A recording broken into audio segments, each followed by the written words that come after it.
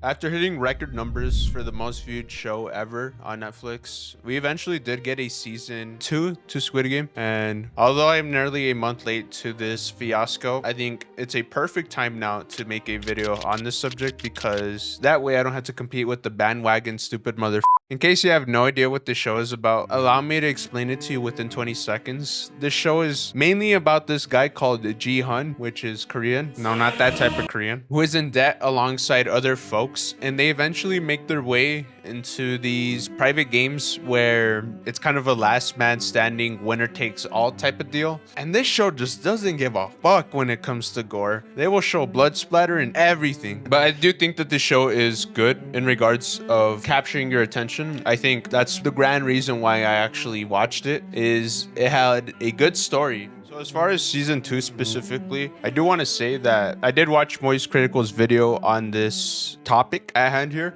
What they did do, though, is not just do the same thing again, which is what I expected. What I really thought season 2 would be is they just do nothing but games. I just thought it'd just be nothing but games out the wazoo, like we're playing fucking Mario Party. And he kind of did say some things that I do agree with. I think that it was a good way how they went about season 2. Instead of just doing the exact same thing where the first episode, they just load us into the games with no backstories, nothing, just run games the exact same way that they ran in the last time. I think that wouldn't have worked. Instead, we got 2 episodes of backstory. A new rule, there is a poll held at the end of every game where the majority can vote to call off the entire games, and they will be able to walk off with the prize that they have accumulated up until that point. So that was pretty interesting to see. It did add a lot of suspense, and I think the finale episode was actually pretty badass how they went about it. I think that was a perfect spin-off as an ending. I want to say that I'm not the only one that feels that like 7 episodes was not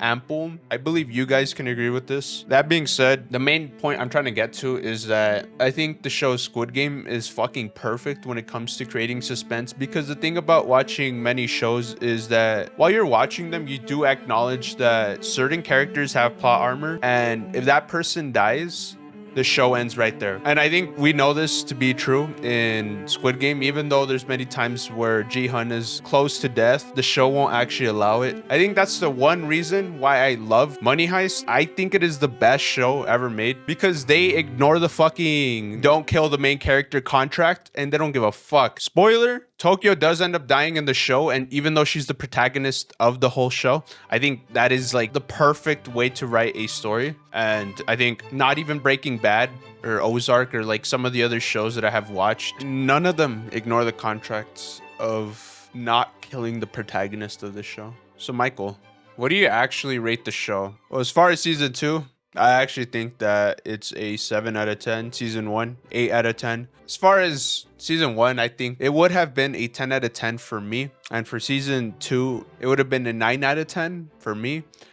But there was just one slight problem. It was the language barrier that I don't actually speak Korean. And reading subtitles is only a fraction of the experience that you can get versus actually understanding the words that are coming out of the actors' mouths. I mean, sure, you could see they are actors. They will show expressions on their face and body language, but it is to some extent limited. That is the reason why I don't watch anime, is I just can't be asked to read subtitles. I don't know about you guys, but that's not me. And even if I weren't lazy per se to read subtitles, there is meaning lost in the words after translation. Even if the meaning isn't lost in translation, some words in different languages just hold so much different weight. For example, in the phrase my love, which is in English, right? In Spanish, if you convert that, it's mi amor. And I feel like it holds more weight, and it's not even comparable by any means. So to close out this video, because I don't want to waste more